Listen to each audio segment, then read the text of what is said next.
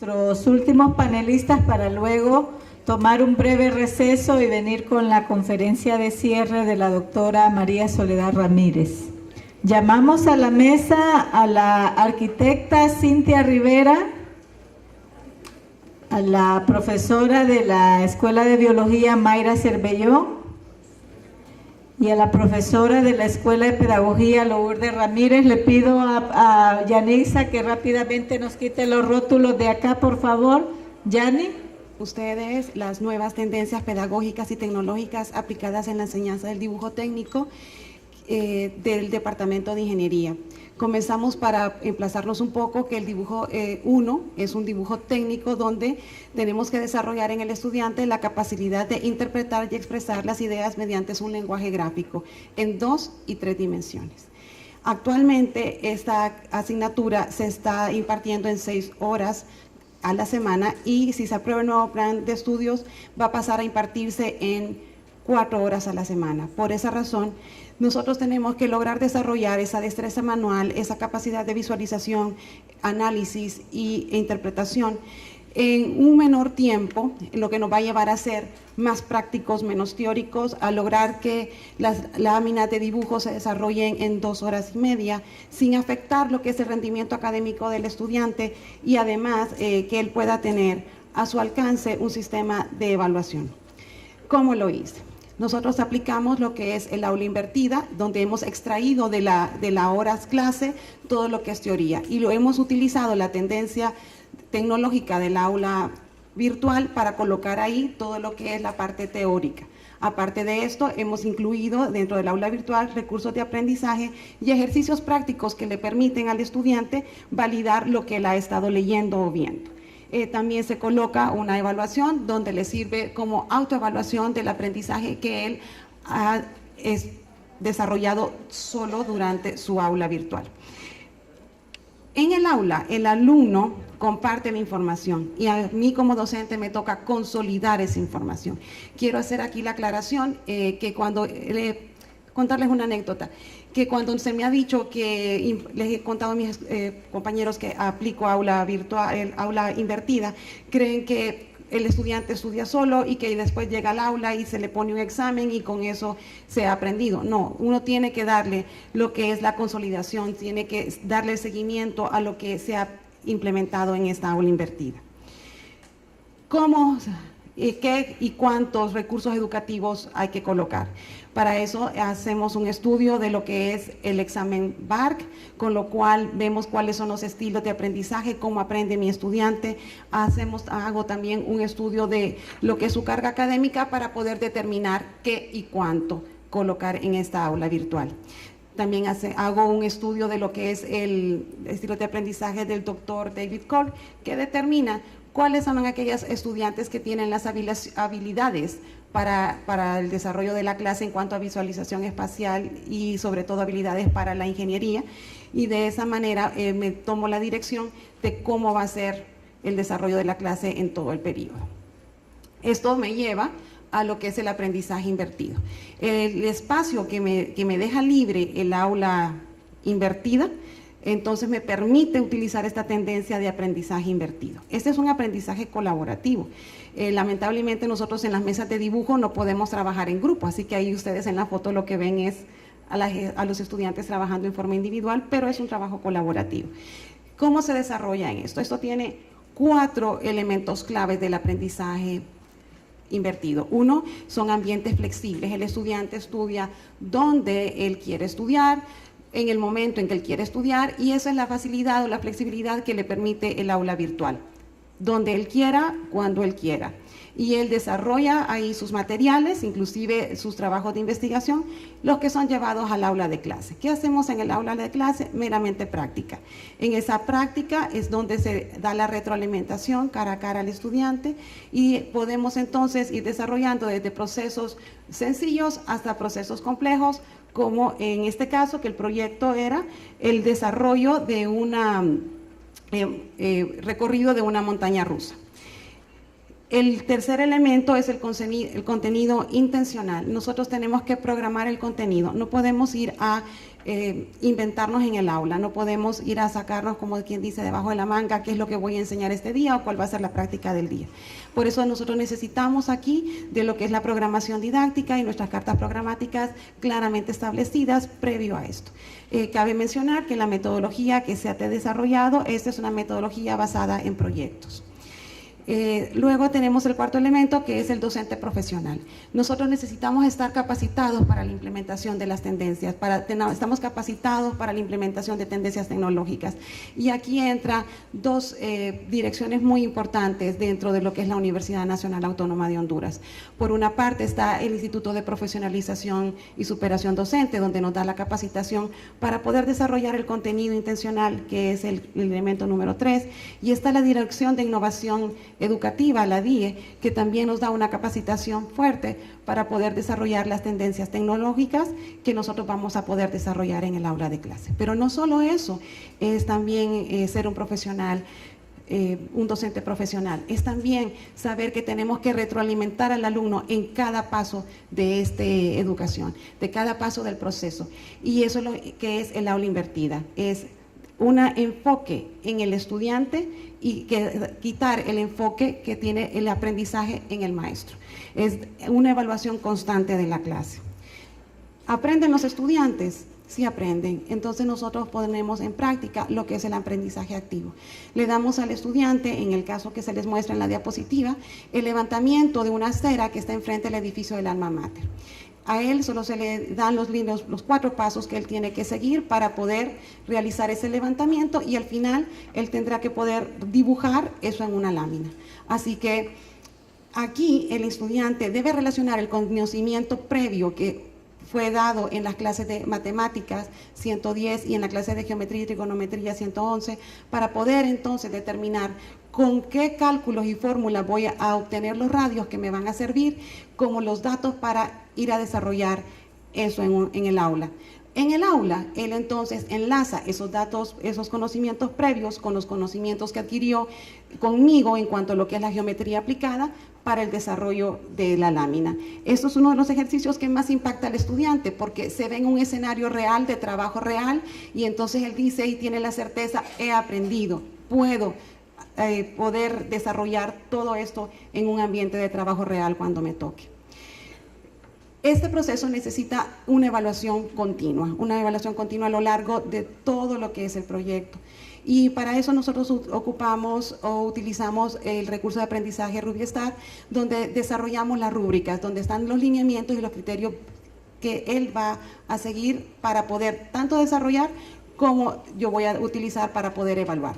Esta rúbrica la utilizamos también en la plataforma Moodle, la incluimos en esa plataforma y en un solo clic nosotros vamos elaborando o tocando las categorías que queremos evaluar, y al finalizar el estudiante tiene en una forma rápida lo que es su sistema de evaluación, cuánto él sacó, y queda ahí en la plataforma registrada para que él pueda verla 24/7 y sea de esa forma un ente motivador para su mejora de aprendizaje.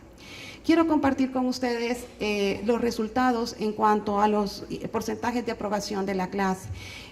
Las tendencias no solo se han aplicado en el 2006, se vienen aplicando desde el 2013 hasta la fecha, y mi clase arrancó con una aprobación del 44% y el día de hoy estamos en una aprobación del 68%. Las tendencias realmente nos han ayudado en la mejora. Hicimos una encuesta para poder saber cuál es el grado de acuerdo que está el estudiante. Se evaluaron la metodología de enseñanza-aprendizaje del estudiante y podemos concluir que el 90% de ellos dijo estar de acuerdo con la metodología, que los materiales ubicados en el aula virtual eran de provecho para su educación, y también que el aula virtual fue un apoyo para su aprendizaje.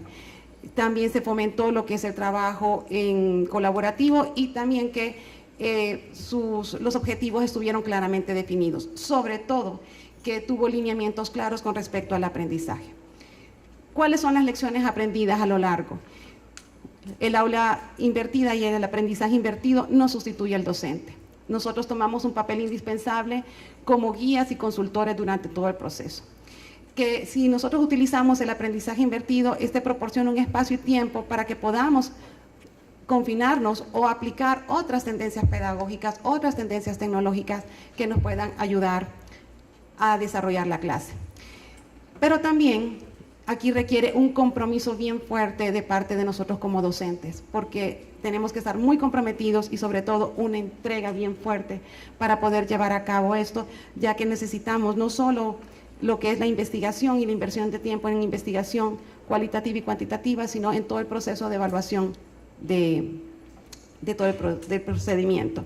Conclusiones: en general hemos logrado todos los objetivos que nos habíamos propuesto al inicio, y cabe destacar que el rendimiento del estudiante se ha mejorado muchísimo. Él ha logrado superar sus notas, ¿verdad? Y las va mejorando día a día, y asimismo también tenemos un sistema de evaluación o de calificación que le permite a él poder tener una retroalimentación diaria de su trabajo, y permite también ir mejorando, de manera que al final de la clase él pueda sentirse muy satisfecho de los logros alcanzados. Cabe mencionar que nosotros nos hemos visto en la necesidad de que necesitamos crear nuestros propios videos, y ese es un proyecto que estamos trabajando en la sección de dibujo en conjunto con la DIE, y esperamos poder implementarlo para enero del 2017.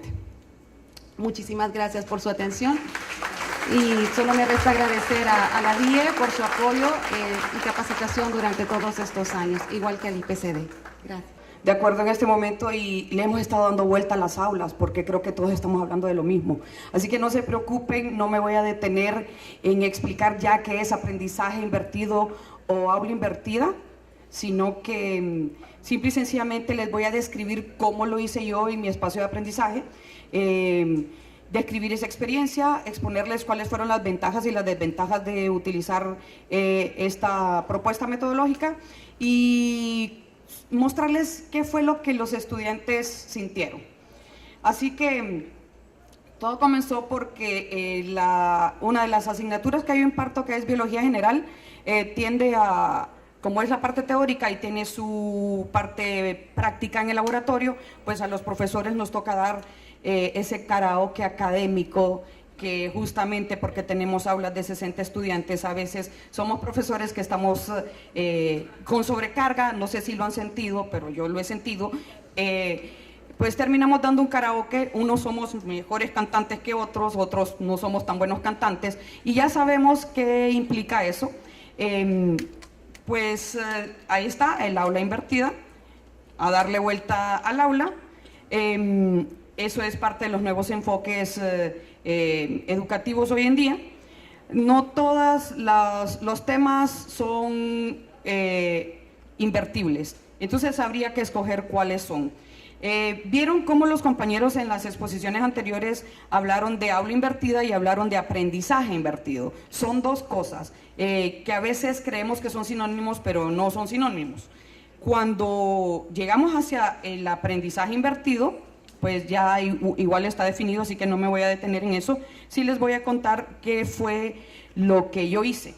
Resulta que tomé el tema de respiración celular, que es un tema bastante difícil para los estudiantes de Biología General. Es un curso introductorio para las carreras del área de la salud, así que representa un reto para los muchachos, sobre todo cuando no vienen con esas capacidades, cuando todavía tienen algunas deficiencias, incluso hasta para tomar notas. Pues resulta que como el profesor sobrecargado, el profesor que quiere hacer algo diferente, pero que tiene un montón de trabajo encima, que no le quedó tiempo de realizar los videos todavía para la clase, pues me tocó entonces seleccionar videos sobre los temas, en este caso de fotosíntesis, lo que corresponde a las reacciones dependientes de la luz, las reacciones independientes de la luz, todos los temas puntuales de respiración celular que corresponden a la glucólisis, formación de acetil-CoA, ciclo de Krebs, y el tema de quimiosmosis. Son unos temas bastante complejos. Los videos, como no los elaboré yo, pues entonces los seleccioné ya sea de la plataforma de las plataformas que se ofrecen en internet como Khan Academy, como TED o cualquier video de YouTube. Me tocó seleccionar los mejores y los que se adaptaran más a la necesidad que tenía en ese momento del tema en particular. Si ustedes se fijaron, los compañeros han utilizado la plataforma Moodle para alojar ahí los videos. Yo utilicé otra, en este caso la plataforma que utilicé fue Edmodo. Edmodo es una plataforma bastante amigable. Si nosotros la vemos, la interfaz es muy similar a Facebook, entonces los alumnos se sienten como más familiarizados porque hay una mayor comunicación sincrónica y asincrónica. Y me llamó particularmente la atención porque ahí alojaba yo los videos, ahí alojaba los materiales y las cosas que íbamos a trabajar, incluso el comentario de la alumna cuando escribe: me da miedo este tema, y pone un emoticón con unas lágrimas y un corazón roto, porque esa es la sensación que tienen nuestros alumnos en temas así particulares.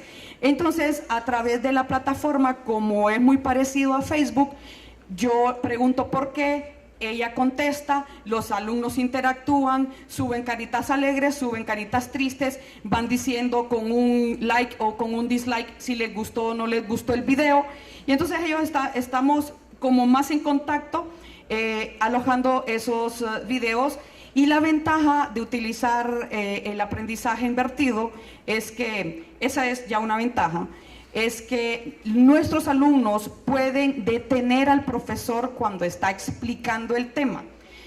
Imagínense una clase normal con mi karaoke sobre ciclo de Krebs. Yo estoy explicando, los alumnos están sentados, como ustedes están ahorita sentados aquí en el salón de clases, y si de repente sonó un celular o si de repente un compañero le dijo tengo hambre al que está a la par, los tres que estaban alrededor perdieron el hilo de la profesora cuando estaba explicando dónde ocurría el proceso de óxido de reducción, y después preguntaron ¿qué dijo el profesor? ¿Y por dónde me quedé? ¿Qué fue lo que pasó? Entonces eso se logra evitar cuando los videos están subidos en la plataforma, porque en la plataforma, ya sea Edmodo, ya sea Moodle, yo he utilizado BlendSpace también, o Classroom, que es una plataforma que se utiliza, que es de Google. La ventaja que tienen los estudiantes es que nos pueden pausar y decir, a ver, no le entiendo, ¿de dónde salió este ATP? Detiene, retrocede, regresa. Esa es la ventaja, porque entonces nos ahorramos el hecho de que el alumno tiene la capacidad de poder estar retrocediéndonos como profesores. Otra ventaja que tiene utilizar la plataforma Edmodo, aparte de que es la interfaz bien amigable porque se parece a Facebook, es que es compatible tanto con Windows, con sistemas Android y con sistemas iOS, o sea que los alumnos no andan en el celular. Entonces la pueden ver 24/7, ahí vemos la ubicuidad en cuanto al aprendizaje, porque los alumnos andan todo, no pueden decir no me di cuenta, porque lo tienen todo ahí en el dispositivo. Además de utilizar la aplicación Edmodo, también utilicé la planificación del aula, y esa es una cuestión que, como lo comentó la compañera anterior, no significa que al utilizar aprendizaje invertido es que nosotros vamos a dejar de trabajar como docentes y vamos a trasladar todo, queden los videos y nosotros nos vamos a relajar en el aula. No, más bien implica un poco de trabajo porque tenemos que planificar muy bien las actividades que vamos a hacer en el salón de clases para asegurarnos que los alumnos están comprendiendo los conceptos en general. ¿Qué utilicé? Pues hice una ruta de aprendizaje que la compartí con los estudiantes, donde les exponía, y lo hice a manera de lista de cotejo, de tal forma que los estudiantes lo que iban haciendo es que se iban dando cuenta de si cada una de estas cosas o de estos detalles o de estos logros ellos los iban alcanzando. Y lo interesante de esto era ver cómo los estudiantes llegaban al salón de clases y me decían: Lic, ya esto lo sé, esto lo sé, esto lo sé, esto todavía me hace falta, explíqueme por qué tal cosa. Tuve más presencia de estudiantes buscando tutoría que usualmente, porque solo tengo mis estudiantes a los que les doy tutoría, que son los asignados porque que tienen riesgo académico. Sin embargo, en este parcial sí llegaron, porque los alumnos se sintieron involucrados y como estaban utilizando esta ruta, cuando se daban cuenta que no comprendían algo, me buscaban. Entonces sí tuve más cantidad de alumnos que llegaban fuera de la hora de clase a buscar asistencia para que les explicara algún detalle que ellos todavía no habían logrado.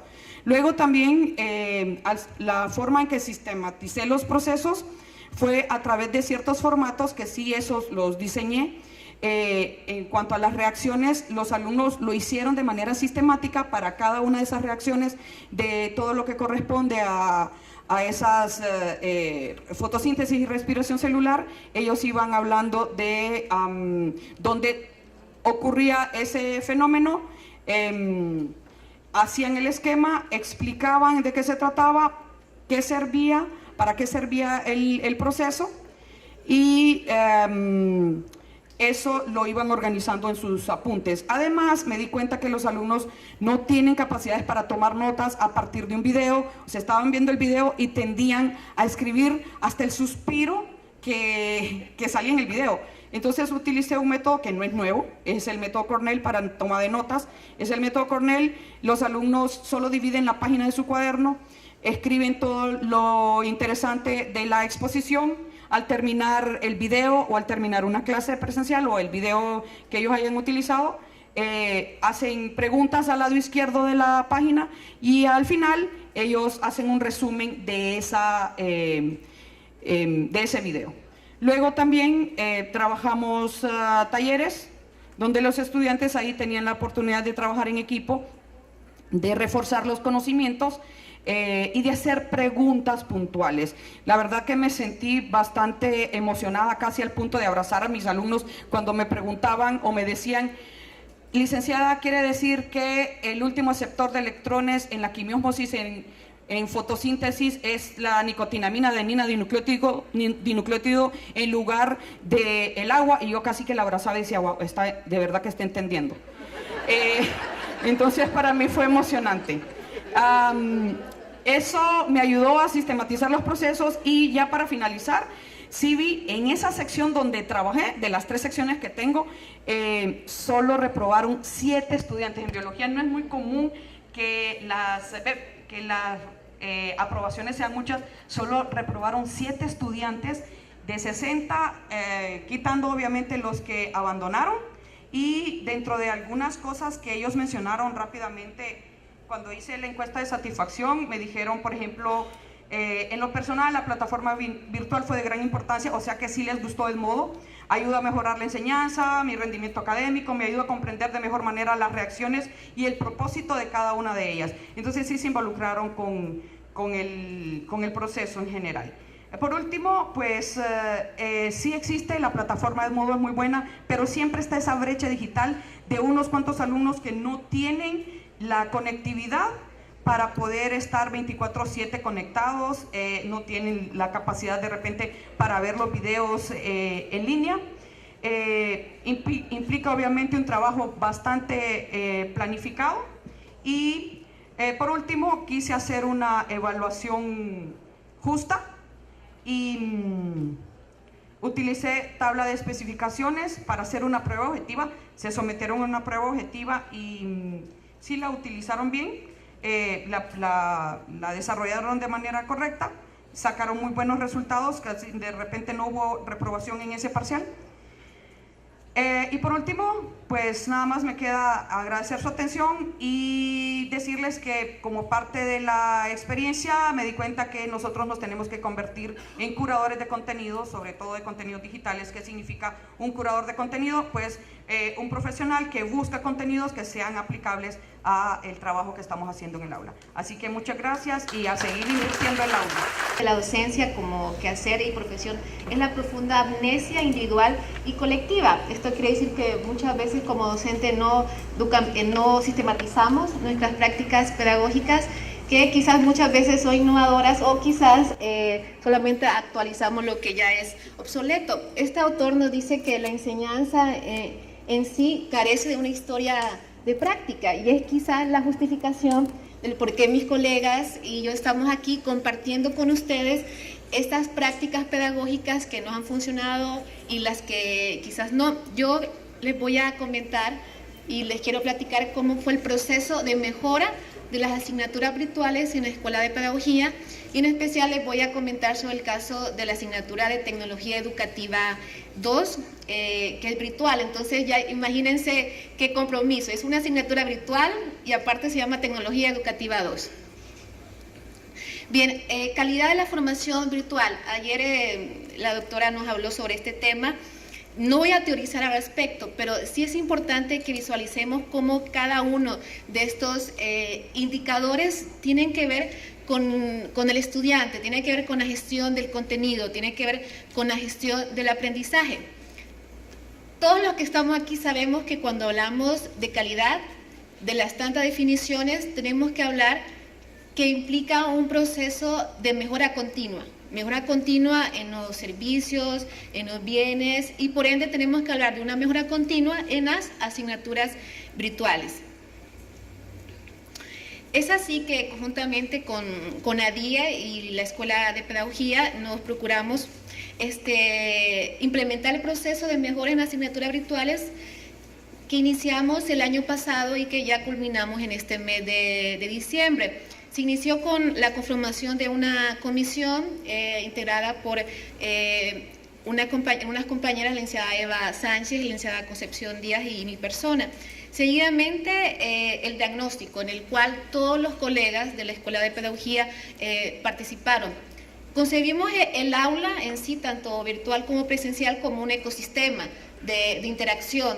Lo concebimos como un proceso de mejora continua del proceso de enseñanza-aprendizaje, de reflexión constante. Ya el doctor Flores nos decía, si no cuestionamos nuestras prácticas, no podemos innovar. Es decir, es como uno de los procesos o los principios importantes. Entonces, ese ecosistema, esas interacciones que tenemos con el estudiante nos ayuda a tomar decisiones.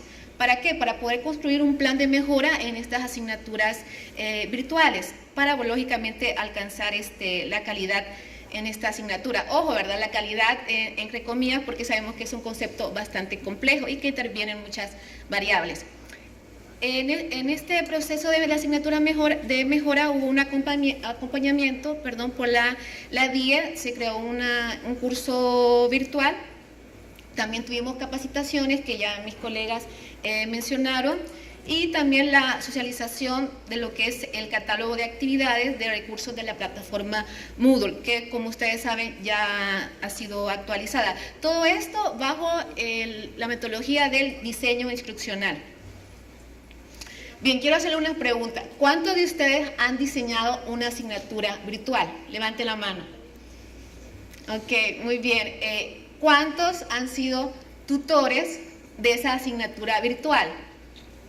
Muy bien, ahora la gran pregunta, ¿quiénes desean participar en el proceso de mejora de esa asignatura virtual?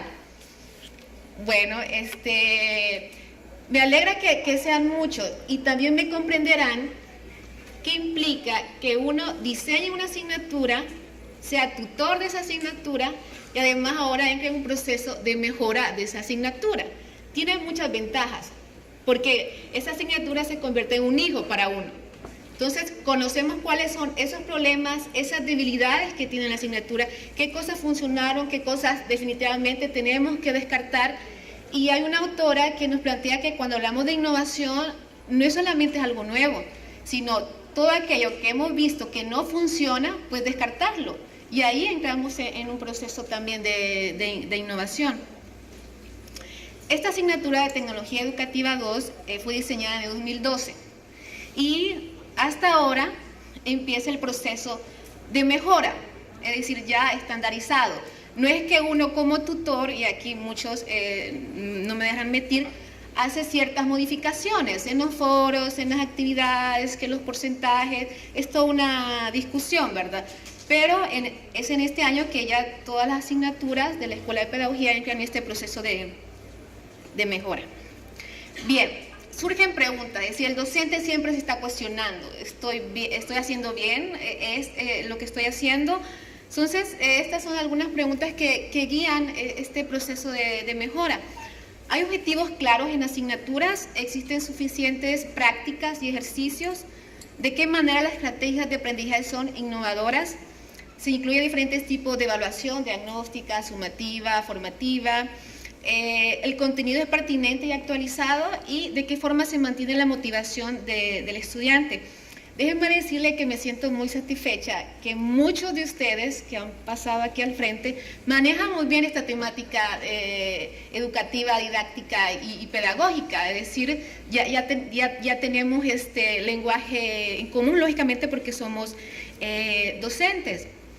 En esta asignatura se orientaron los objetivos específicos. No se cambiaron radicalmente porque es un proceso de mejora, no es un rediseño total de la asignatura, porque eso implica procesos curriculares mucho más complejos. Se agregaron temas para llenar vacíos teóricos, conceptuales y teóricos. También se agregaron estrategias de aprendizaje que creo que por el tiempo no vamos a poder visualizar. Se incluye la gamificación.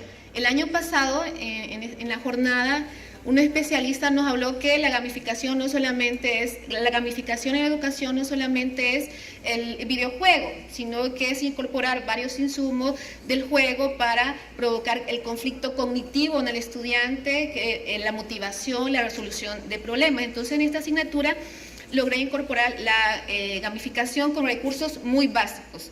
La incorporación de estrategias de evaluación, que ya mencionaron mis colegas, la distribución de porcentajes y exámenes, y sobre todo mejorar esas estrategias de interacción y comunicación entre el docente y el tutor. Bueno, todo esto bajo este esquema que muchos ya han de conocer. Todo docente que desea incorporar las TIC en su práctica pedagógica debe tener un conocimiento tecnológico, un conocimiento pedagógico y lógicamente un conocimiento disciplinar. Algunas conclusiones, bueno, que no son tan finales. No se puede establecer un proceso de mejora de una asignatura si no previo se hace una producción, se ha producido una reflexión y un diálogo entre docentes. Este es un proceso colectivo, no es un proceso individual. La innovación implica ante todo una praxis que promueve rupturas conceptuales, formas de percibir y evaluar la realidad. Para ello el docente debe pensar siempre qué enseño, para qué enseño y cómo enseño. Y lógicamente los estudiantes han de sentirse coprotagonistas del proceso de enseñanza-aprendizaje, asumiendo las nuevas tareas diseñadas por el docente, proponiendo y valorando los procesos formativos y logros alcanzados. Todas estas asignaturas que mejoramos en este año, el próximo año se van a servir. Entonces, nuevamente empieza el cuestionamiento. Esto no está funcionando, esto sí. Es decir, la mejora continua nos ayuda en este proceso de calidad y, bueno, la Escuela de Pedagogía es pionera en ese sentido. Bueno, en la exposición del doctor Flores alguien preguntaba, bueno, ¿cómo sé que lo que estoy haciendo innova? Marta Libendinsky en sus libros nos plantea que existe una receta, entre comillas, para la innovación. La interpretación me parece muy interesante. Dice que debe tener algo nuevo, ¿verdad? Mencioné anteriormente que descartar algo que no funciona también implica algo nuevo. ¿Me explico? Es algo contradictorio. En este caso, la gamificación en la asignatura de tecnología educativa número 2. Algo viejo, es decir, no es que estas asignaturas estén mal diseñadas o que no sirvan del todo, no, hay que rescatar lo bueno, ¿verdad? Por eso es un proceso complejo, colectivo de reflexión. Entonces debemos de tomar lo que maneja Libendinsky, la continuidad. Hay rupturas y continuidades, entonces, ¿qué es lo que está funcionando bien y que puedo seguir continuando desarrollando en esta asignatura virtual? También nos habla de algo prestado, es decir, ¿qué nos aporta otras disciplinas para poder complementar mi asignatura? Y sobre todo nos habla de algo azul, nos habla del amor, quizá puede escucharse muy romántico, pero Libendinsky nos dice que en estos procesos de innovación implica compromiso, implica voluntad, implica dedicación, tiempo, ¿verdad? Porque no nos pagan para hacer este proceso adicional de rediseño. Entonces implica un gran trabajo colectivo, repito nuevamente, y sobre todo compromiso, pensando en nuestros estudiantes, que al fin lo que queremos es que ellos adquieran más y mejores aprendizajes. Bueno, muchísimas gracias.